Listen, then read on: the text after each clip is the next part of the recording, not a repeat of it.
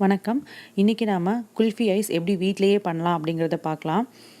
இதுக்கு நான் 1 லிட்டர் பால் எடுத்திருக்கேன். இந்த பால் நல்லா பொங்கி வரணும். பால் பொங்கட்டும். அந்த நேரத்தில் நம்ம நட்ஸ் எல்லாம் பொடியாக கட் பண்ணி எடுத்துக்கலாம்.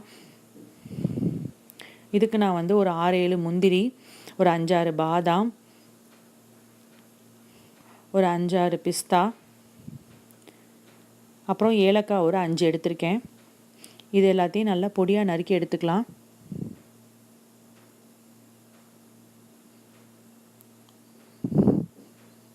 பார்த்தீங்கன்னா இந்த மாதிரி சின்ன சின்னதாக கட் பண்ணி எடுத்திருக்கேன்.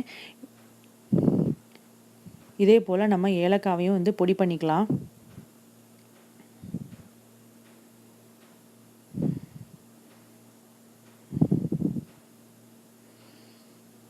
ஏலக்காவையும் பொடியாயாச்சு.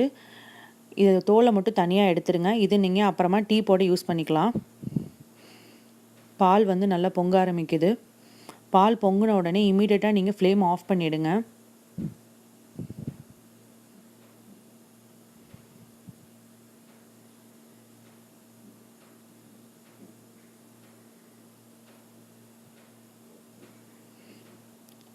ஆஃப் பண்ணிவிட்டு இது ஒரு கிளறிட்டு அப்புறமா திருப்பி நீங்கள் ஃப்ளேமை ஆன் பண்ணதுக்கப்புறம் ஃப்ளேமை லோலேயே வச்சு இது நல்லா கிளறி விட்டுட்டே இருங்க. பார்த்திங்கன்னா இது பாதியை விட நல்லா கம்மியாகும். பார்த்திங்கன்னா 3ல் 1 பங்கு ஆகிற அளவுக்கு நல்லா கிளறி விட்டுட்டே இருங்க. அப்பப்போ இந்த மாதிரி கிளறி விட்டுருங்க. ஏன்னா அடி பிடிக்காமல் இருக்கிறதுக்காக நம்ம இந்த மாதிரி கிளறோம். பார்த்திங்கன்னா பால் நல்லா குறைஞ்சிருச்சு. இப்போ நம்ம பொடியாக நறுக்கின அந்த நட்ஸை சேர்த்துக்கலாம். பொடி பண்ண ஏலக்காய் அதையும் சேர்த்துக்கலாம். அப்புறம் சர்க்கரை 1/2 கப்பு சர்க்கரையை பவுட்ரு பண்ணி எடுத்துக்கோங்க. 1/2 கப்புங்கிறது ஒரு 100 கிராம் சர்க்கரை. அதையும் பவுட்ரு பண்ணி சேர்த்துக்கோங்க. சர்க்கரை சேர்த்ததுனால பால் இன்னும் கொஞ்சம் தண்ணியாகும். இன்னும் கொஞ்சம் அது ஒரு 5 நிமிஷம் நல்லா கிளறி விட்டுட்டே இருங்க. இன்னும் கொஞ்சம் அது திக்காகும். நல்லா திக்கானதுக்கப்புறம் ஃப்ளேமை ஆஃப் பண்ணிவிட்டு இது ஒரு 1/2 மணி நேரம் 30 நிமிஷம் வரைக்கும் வெளியில் வச்சு இது நல்லா ஆறட்டும். ஆறுனதுக்கப்புறமா இந்த மாதிரி தனித்தனியாக சின்ன சின்ன கிளாஸ் இருந்ததுன்னா எல்லாத்தையும் கிளாஸில் ஊற்றி எடுத்து வச்சுக்கோங்க.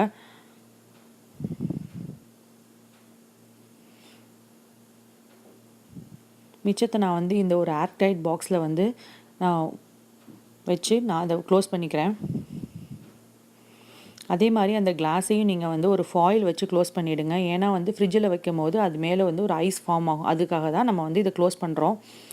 8 மணி நேரம் ஃப்ரீசரில் இருக்கணும். 8 மணி நேரம் ஆயாச்சு. இதை ஓப்பன் பண்ணிவிட்டு ஒரு நார்மல் வாட்டரில் ஒரு 5 நிமிஷம் வெளியே எடுத்து வச்சுருங்க.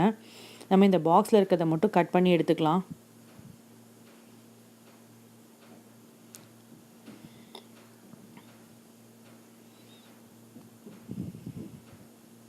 பார்த்திங்கன்னா பாக்ஸில் இருக்க குல்ஃபி சூப்பராக ரெடி ஆயிடுச்சு.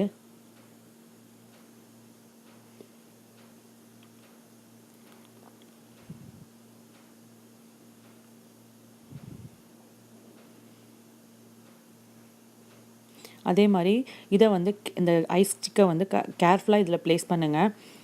ப்ளேஸ் பண்ணதுக்கப்புறமா லைட்டாக ரொட்டேட் பண்ணிங்கன்னா அது உங்கள் கையிலே வந்துடும். கேர்ஃபுல்லாக பண்ணுங்கள்.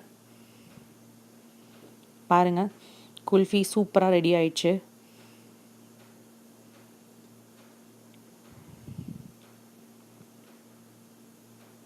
இந்த ஸ்டிக்கை ப்ளேஸ் பண்ணுறப்ப மட்டும் கரெக்டாக கொஞ்சம் டைட்டாக இருக்கும். பட் கரெக்டாக ப்ளேஸ் பண்ணிட்டீங்கன்னா அவங்க ஐஸ் ஸ்டிக்கோடைய அந்த ஐஸ்கிரீம் சூப்பராக வந்துடும். சூப்பரான குல்ஃபி தயாராகிடுச்சு. ட்ரை பண்ணி பாருங்கள். உங்களுக்கு எப்படி வந்துச்சு அப்படிங்கிறத நீங்கள் கமெண்ட் பாக்ஸில் சொல்லுங்கள்.